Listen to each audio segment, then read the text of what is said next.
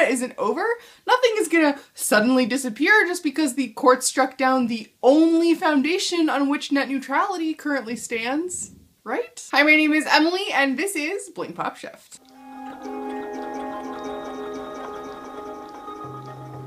If you hadn't heard, just a few days ago, January 14th, 2014, for those of you watching this in the future, courts in the US struck down the FCC regulation that keep the internet fast and fair, something we like to call net neutrality. It's the law that protects— it's not a law. The rules that ensure— no, actually, they're not even really rules. Okay, not rules. What is it then? A letter. A letter?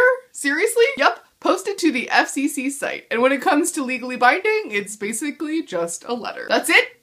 Are you kidding me? All of this time, I thought something had actually been done to protect our internet lives, and all the FCC has done is write a letter? So just to be clear, this new court case basically says that you cannot institute a regulation like net neutrality using just a report and order. And since the FCC has no other means of backing up the rules, net neutrality goes out the window. I say good. Who needs net neutrality anyway? Less government regulation is always better. Invisible hand of the market. Think of it this way. To simplify it a bit, currently you can go anywhere you like online. The speed at which content is delivered to you is based on the speed of your connection plus that of the connection of the server that you're trying to talk to. Conspiracy theory site to obscure Tumblr blog and everything in between. Let's call this the a la carte system. You can pick and choose what you want to use your connection for at any hour of the day. But without government regulation keeping the ISPs honest, that system may look more like what we currently have for cable television. Package deals that cut up the internet into fast, slow, education, entertainment, rich and poor. Because on the other side of this arrangement,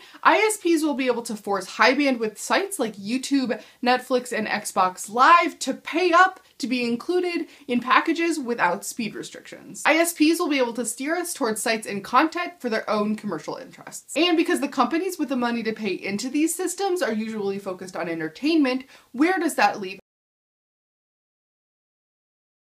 educational providers? I won't rehash her entire argument here, but the head of the American Library Association, Barbara Sterling, wrote a great piece linked below that lays out exactly why the loss of net neutrality will hurt poor people the most. Lots of people are dependent on the free internet access given by libraries. If ISPs go completely unregulated, the sites that kids and adults use for schoolwork or job searching may be shunted to slower services or even banned connections. So, what happens now? You and I have to encourage, protest, even force the FCC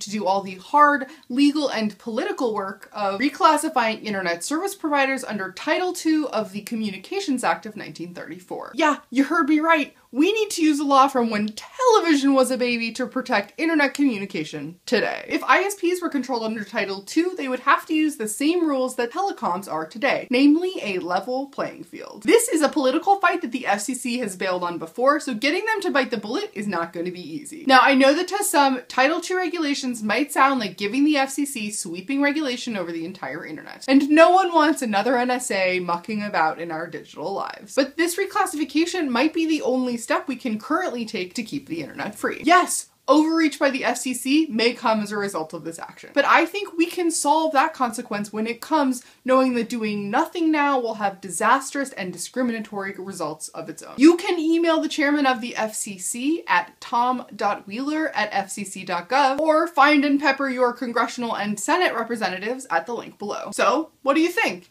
Is the risk of an ISP-controlled internet greater than that of overreach by the FCC? And what will you do to keep the internet free? Please spread the word, and as always, thank you for watching and get curious. Is the show really over?